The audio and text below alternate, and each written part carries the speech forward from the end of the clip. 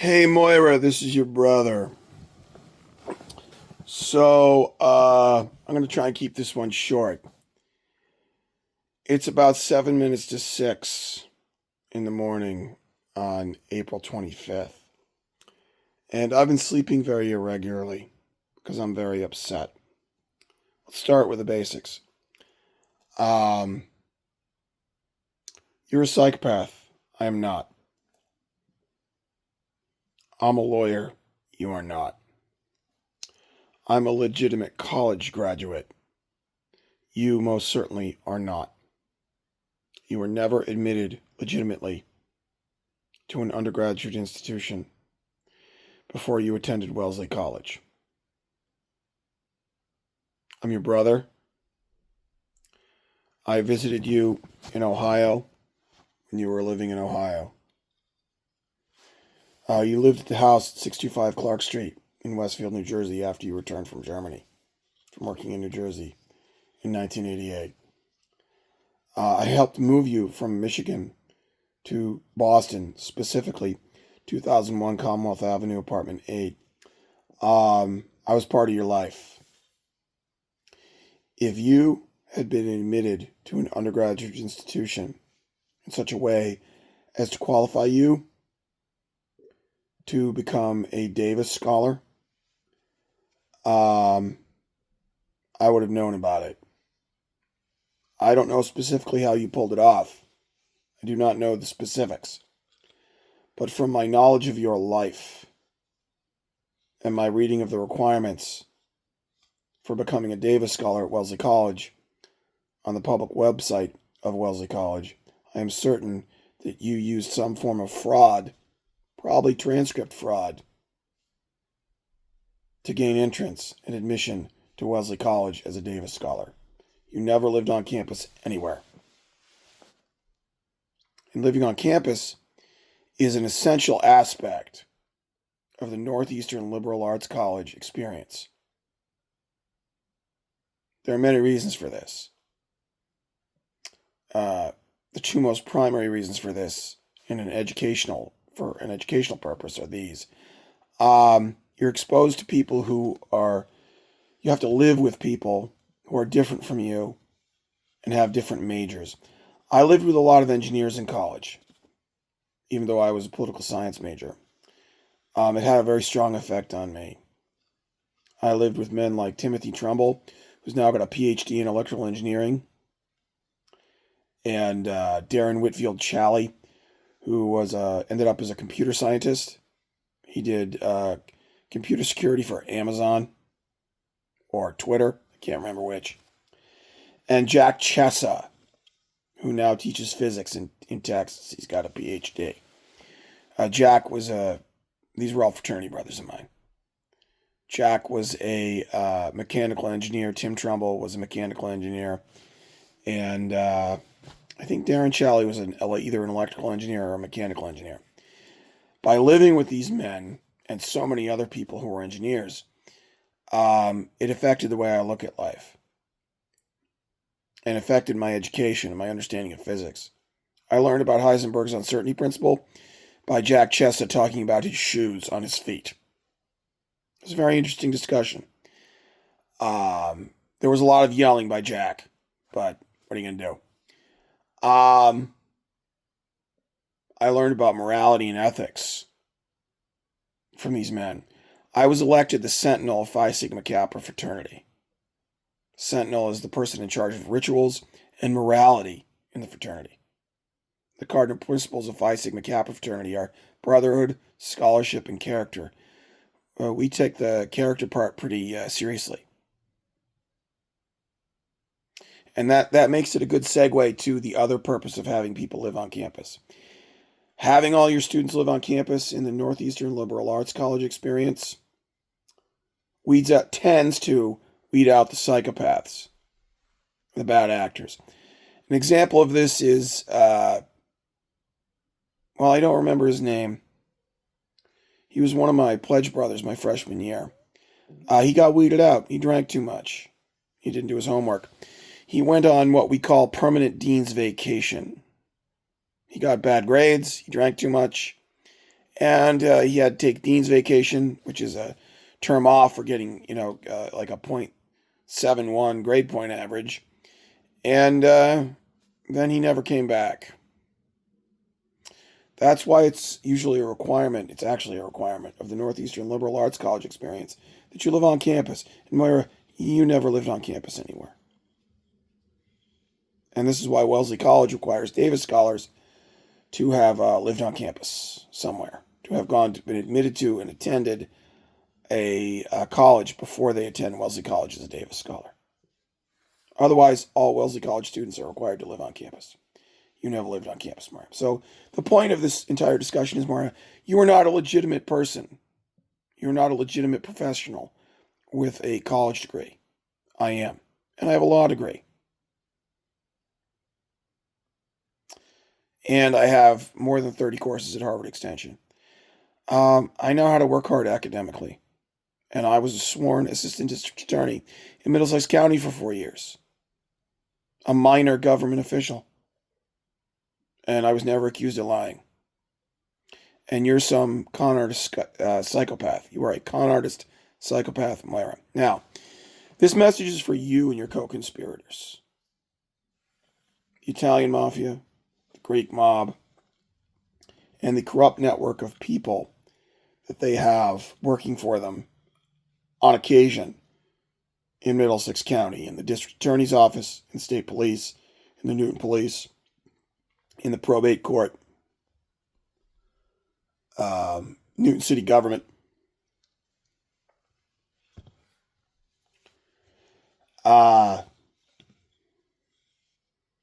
They do favors for the mafia every once in a while. I'm sure they don't think it's a big deal. They do favors for the mafia every once in a while. They probably consider themselves legitimate government employees or legitimate attorneys or legitimate judges or, any of these people who occasionally do favors for the mafia. I'm sure they consider themselves to be legitimate people, but they are not. If you occasionally do favors for the Italian mafia and the Greek mob that cover up homicides and the theft of inheritance, you are not a legitimate professional. You are not a legitimate judge. You are not a legitimate government official. You're not a legitimate state trooper. You are not a legitimate Newton police officer. You're a corrupt person who's failing in their duty.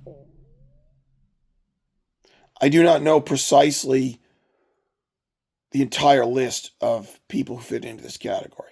I'm fairly certain that detective, lieutenant, or lieutenant detective, I don't know the order of the titles. I don't know the order in which the titles should go. Let's say it's detective lieutenant or lieutenant detective. Lieutenant Detective William Duke Donahue fits into this category because he was the commanding officer of the Middlesex County DA's office. Homicide Detectives Unit, State Troopers, the State Police Detectives Unit, State Troopers Detectives Unit at the Middlesex County DA's office. He was the commanding officer of that unit when I called them regarding Dad's homicide. I left them numerous messages. Like hours and hours of messages regarding the background facts of Dad's homicide. Now, I did not know at that time that William Duke Donahue, what an idiotic nickname, was the commanding officer of that unit. Unbeknownst to probably Marion Ryan and you, Moira, I had actually worked with Lieutenant Detective or Detective Lieutenant William Duke Donahue in the year 2000. Probably unbeknownst to the Italian mafia and the Greek mob and the corrupt pieces of shit in the Newton PD. When I was a newly sworn in assistant district attorney at the Middlesex County DA's office in the appellate unit, on my second or third day, I had a conversation with now Judge David W. Kunis. At the time, he was in charge of the search warrant team at the appellate unit of the Middlesex County DA's office, reporting to Assistant District Attorney James W. Sahakian, Captain, United States Marine Corps, retired, who was chief of the appellate unit at the Middlesex County DA's office. On my second day there, I looked at Dave. I said, Dave, is Massachusetts a totality of the circumstances state, or an Aguilar Spinelli state. And he got an excited look on his face. He said, I'll be right back, Ed. He went and talked to Jim Psaki, and he came back in. He said, Ed, we have something here at the appellate unit called the search warrant team. Would you like to be on it? I said, sure, what's that? They help the state police with search warrants. I said, sure, I can do that. I've done suppression motions. I did them when I worked I did them in Superior Court when I was a prosecutor's agent / legal intern for the Union County Prosecutor's Office in Union County, New Jersey. I said, good, you're on the search warrant team. I talked to Jim. You're on the search warrant team. So, I don't know, a week or two later, some period of time later, 3 days a week, I don't really remember the time, I was assigned to a search warrant. It was a homicide where the defendant had tried to cover up the homicide with an arson. It was forensic countermeasure. The defendant had set a fire in a common room of an apartment condo complex. And it was to cover up the blood left over from a very messy homicide with a lot of blood of a young woman. They eventually found the victim. The assigned assistant district attorney was a woman named Adrienne Lynch, who I think lives in the Patch, where the Italian Mafia has their headquarters. I'll have to double check the addresses. I think Adrienne Lynch lives in the Patch. I'm not sure. I'll have to double check. Anyways, the detectives assigned to this homicide and the search warrant were one detective, Eddie Forster, and one new detective on the Middlesex County DA's office homicide unit of the Massachusetts State Police, one detective, William Duke Donahue. And I spent 3 days staring at a computer screen, reading police reports, and typing up a search warrant affidavit for one detective, William Duke Donahue, who I decided was a complete fucking moron. Now, he is obviously one of your co-conspirators, Moira, in some small way. Because if he's the commanding officer of the unit that is now the Middlesex County DA's office, State Police Detectives Homicide Unit, he had to have heard some of my messages from the summer of 2025, after someone killed my cat, and then killed my other cat, as I left numerous messages for the Middlesex County DA's office, Massachusetts State Police Detectives Homicide Unit. He has to have heard some of those messages, because I left hours and hours of messages, over and over and over again. This man knows me. Maybe he remembers me, maybe he doesn't. He should remember me from that homicide. And he never called me back. Never even let me know that he was the commanding officer of that unit. Moira, you never even told me where Dad died or his cause of death. Dad was worth $15 to $20 million when he died. The circumstances of his death and what happened with the money in his possession when he died, it's obviously a homicide motivated by money. Obviously. You'd have to be a complete fucking idiot not to see that. So either Lieutenant Detective William Duke Donahue is either a complete fucking moron with a 95 IQ, or he's taking bribes from the Italian Mafia, or he's being blackmailed by the Italian Mafia, who I have discovered is behind all this mess, through a crew of the Greek Mafia, which works for them, that lives, some of them whom live at 11 Fairview Street, Newton, Massachusetts, the Tambell Pools family. So, Moira, this message is for you and Detective Lieutenant or Lieutenant Detective, whatever his dumbass title is, William Duke Donahue. Duke, I know you do favors for the Italian Mafia, you piece of shit. You cover up homicides. And that's how Jay Ciccione, Captain William Spalding of the Newton PD, and Seti Warren all died in separate years, within 5 years of one another, but they each died in the first week of November, in the respective years they died, and nobody in the homicide unit at the Middlesex County DA's office seemed to notice. Because the chief, the guy who's in charge of the Middlesex County DA's office, State Police Detectives Homicide Unit, is doing favors for the Italian Mafia. Duke, I'm sure you don't consider yourself an employee of the Italian mafia. You just do them a favor every once in a while. What are they giving you? Money? Sex? You're looking kind of pudgy there, Duke. You're not as skinny and sexy as you were back in 2000. Put on a few pounds there, buddy. Anyways, Duke, you idiot. The homicide of Thomas A. Dorsey, the man whose homicide you assisted the Italian mafia in covering up, I have come to figure out that he was a counterintelligence officer with the CIA. And that my confirmation sponsor, one Paul J. Flynn, was part of my father's unit.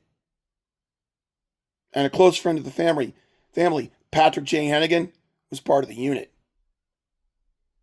As well as Kathy Quate. And who else? Well, I won't mention the other people. What they did was they surveilled financial transactions on Wall Street, having to do with municipalities, looking for corrupt public officials who might extort and blackmail employees of companies that were making and manufacturing highly classified military technology, like Raytheon and RTX in Andover and Tewksbury. I think Tewksbury's in Middlesex County, isn't it, Duke? It's part of your jurisdiction, you moron. And here's something else you should know, Duke. I was recruited by the CIA through LinkedIn. And then via banner ads on online from like 2009 through 2013 through something called the Rubicon Project. Here's something else you should know, Duke. Two former assistant district attorneys in the Middlesex County DA's office ended up working for the State Department. Lincoln Jalalian, who was actually in the appellate unit of the Middlesex County DA's office, who worked on the search warrant of one Commonwealth versus Vuthi Singh, which was a horrible homicide. And after the horrors of the Edgewater Technologies homicide in Wakefield, that mass shooting, Lincoln came to see me and said, "Are you all right, Ed?" I said, "Yeah." He said, "No one's going to understand, Ed."